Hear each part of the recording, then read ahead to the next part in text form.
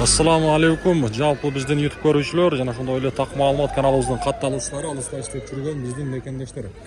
Баарыңыздарга Нукат шаарынан салам айтабыз. Бүгүн 2024-жылдын 3-iyul күнү болуп калды. Мен сиздерге буюрса бул чыгарылышта түшкү курстарды көрсөтөмүн.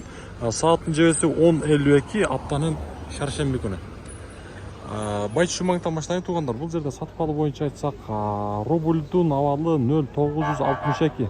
1000 рубльиңиздер ошондо 962 сом болуп турган кезде, доллар болсо 85-80ге түшүп калыптыр. Анан дагы туугандар, сөз түрдө мына ушул бармакчаны басып коюңуздар аябай. Бизге колдоо болот. Коммерциялык Кыргызстан банкта рубль 0,96, доллар болсо узакта 86,00.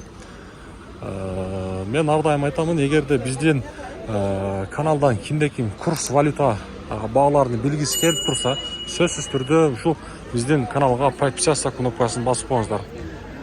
Доскорада банкта болсо 0,962 тиын экен рубль, доллар болсо 85-80.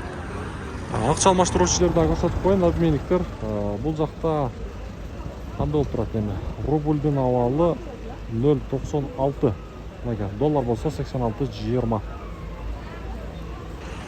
Мына ушундай туугандар, каналга катталабыз дагы, бизени лайктан басабыз.